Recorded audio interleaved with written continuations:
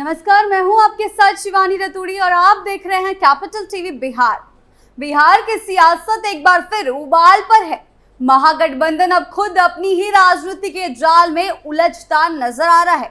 तेजस्वी यादव पर अब साफ तौर पर यह आरोप लगने लगे हैं कि वो अपने पिता लालू प्रसाद यादव की परछाई बनते जा रहे हैं। जिस जंगल राज की तस्वीर लोगों के जहन में आज भी जिंदा है, वैसा ही कुछ माहौल फिर से उभरता दिख रहा है। हाल ही में हुए चक्का जाम ने आम लोगों की परेशानियों को और भी बढ़ा दिया था। ना तो राजद अपने परंपरागत वोट बैंक को संभाल पा रही है और ना ही जनता के सामने कोई ठोस मुद्दा रखने में सफल हो रही है। सिर्फ गुमराह करने की राजनीति और सड़कों पर अव्यवस्था फैलाकर आमजन की जिंदगी को मुश्किल बनाया जा रहा है। तो क्या तेजस्वी यादव अपनी राजनीति की दिशा खो चुके हैं और क्या महागठबंधन बिखराव की ओर बढ़ रहा है? आइए जानते हैं बिहार की राजनीति में चल रही इस हलचल को विस्तार से। पटना में महागठबंधन का चक्का जाम। बिहार की राजनीति एक बार फिर चुनावी रंग में रंगने लगी है, लेकिन इस बार तस्वीर थोड़ी अलग नजर आ रही है। जहां एक तरफ एनडीए अपने विकास कार्यों, योजनाओं और संगठित रणनीति के दम पर चुनावी मैदान में उतरने की तैयारी कर रहा है, वहीं दूसरी ओर तेजस्वी यादव और राजद नेतृत्व वाली महागठबंधन की स्थिति असमंजस भरी दिखाई दे रही है। तेजस्वी यादव के हालिया बयानों हो या रैलियां हो और बंद के आह्वानों से यह स्पष्ट होता जा रहा है कि उन्हें चुनावों में हार का डर पहले से ही सताने लगा है। इस डर का सबसे बड़ा प्रमाण हाल ही में उठाया गया बिहार में फर्जी वोटों की जांच और विशेष रूप से चलाए जा रहे SIR स्पेशल इंटेंसिव रिवीजन अभियान को लेकर किया गया विरोध है। तेजस्वी का यह आरोप है कि ये पूरी प्रक्रिया एक पक्षीय है और चुनाव आयोग जानबूझकर उनकी पार्टी को नुकसान पहुंचाने के लिए काम कर रहा है। ऐसे आरोप तेजस्वी यादव द्वारा चुनाव आयोग पर लगाए जा रहे हैं और ये ना केवल हास्यास्पद लगता है, बल्कि यह भी दर्शाता है कि राजद की राजनीति अब तथ्यों की जगह कल्पनाओं पर अधिक आधारित हो गई है। और इसी को लेकर महागठबंधन के तमाम नेता पटना की सड़कों पर उतरे थे और चक्का जाम करते नजर आए थे, लेकिन उससे भी कोई फायदा होता नहीं दिखा, क्योंकि जनता भी जान गई है कि तेजस्वी महागठबंधन अब सिर्फ मुद्दे भुनाने की कोशिश में लगी हुई है। इस मामले पर अब बीजेपी से प्रतिक्रियाएं आई हैं। डिप्टी सीएम विजय सिन्हा ने कहा है, चुनाव आयोग जागरूकता फैलाना चाहता है, इसमें गलत क्या है? ये किसी जाति या पार्टी के लिए नहीं है, बल्कि पारदर्शिता के लिए है। वहीं बीजेपी विधायक हरिभूषण ठाकुर ने भी इस पर प्रतिक्रिया दी है और कहा है कि तेजस्वी और राहुल गांधी जैसे लोग संविधान की रक्षा नहीं कर सकते, जनता इनके साथ नहीं है। तेजस्वी की चाल हुई फेल। इस बार राजद के पास कोई स्पष्ट और ठोस चुनावी मुद्दा दिखाई नहीं दे रहा है। बेरोजगारी हो, शिक्षा, स्वास्थ्य या किसान हितों को लेकर पार्टी का कोई समर्पित रोड मैप सामने नहीं आया है। ना ही तेजस्वी यादव ने अभी तक ऐसी कोई भी योजना रखी है जिससे जनता को यह भरोसा हो सके कि वे सत्ता में आने के बाद बिहार को नई दिशा दे पाएंगे। इसके विपरीत उन्होंने एक बार फिर से वही पुरानी रणनीति अपनाई है। सड़कों पर विरोध प्रदर्शन, जाम, रैलियां या केंद्र या राज्य सरकार को कोसने की परंपरा जो वो पहले से ही निभाते आ रहे हैं। बुधवार को बुलाया गया बिहार बंद इसी रणनीति का हिस्सा था, लेकिन यह प्रदर्शन भी अपेक्षित जन समर्थन पाने में नाकाम रहा।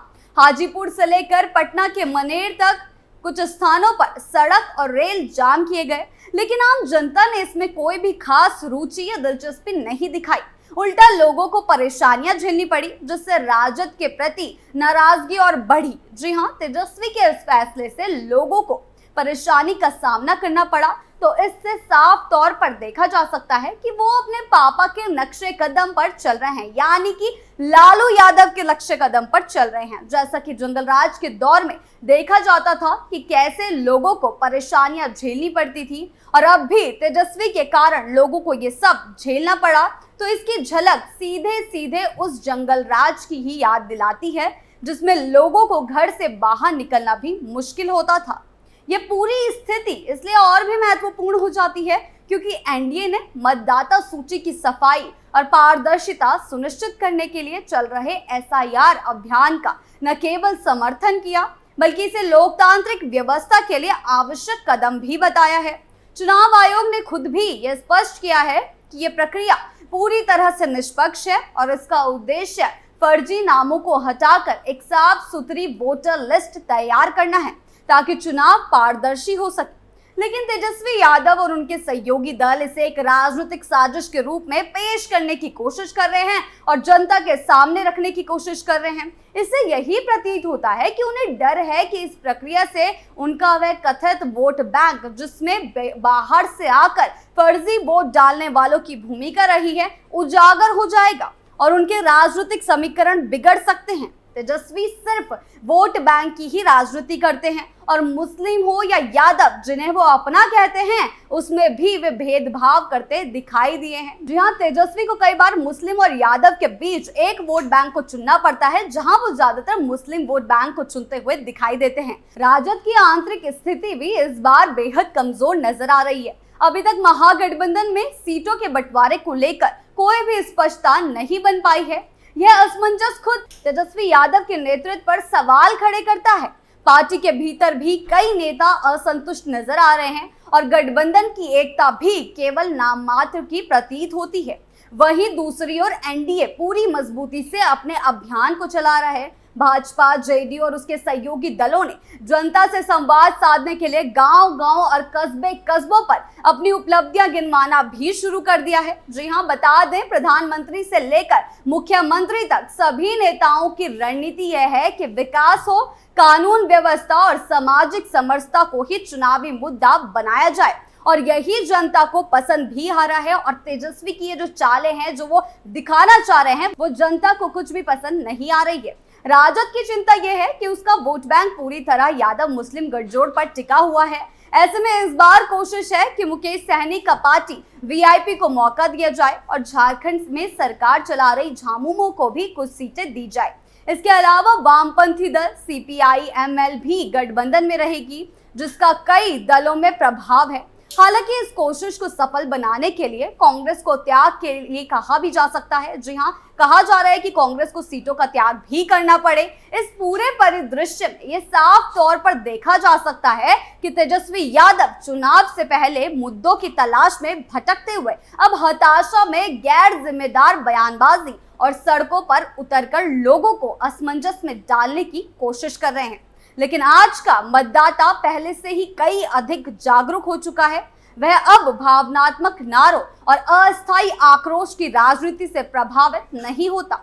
जनता आज विकास चाहती है, रोजगार चाहती है, सुरक्षा और स्थिरता चाहती है और इसी दिशा में एनडीए की रणनीति उन्हें अधिक भरोसेमंद लगती है। यदि तेजस्वी यादव और महागठबंधन को वास्तव में बिहार की जनता का विश्वास जीतना है, तो उन्हें सिर्फ विरोध करने की राजनीति से ऊपर उठना होगा। उन्हें चाहिए कि वे अपने दृष्टिकोण को स्पष्ट करें, ठोस नीतियां और योजनाएं पेश करें और एक ऐसा नेतृत्व दें जो केवल चुनावों से पहले जागे नहीं, बल्कि लगातार जनता के बीच मौजूद रहे।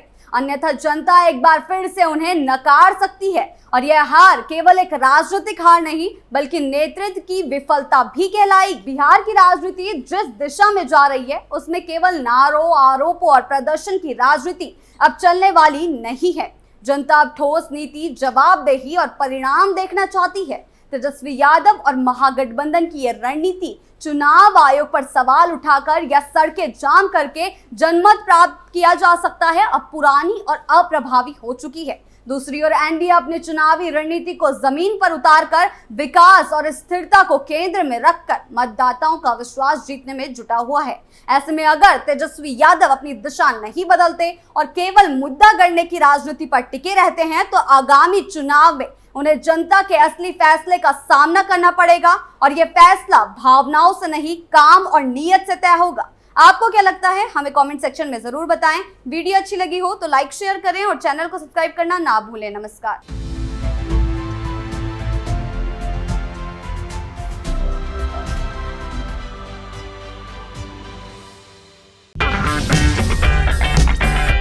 अगर आपको हमारा वीडियो पसंद आया हो तो इसे लाइक करें, हमारे चैनल को सब्सक्राइब करें और हाँ, बेल आइकन दबाना ना भूलें ताकि आप तक हमारे वीडियो की नोटिफिकेशन पहुंचती रहे।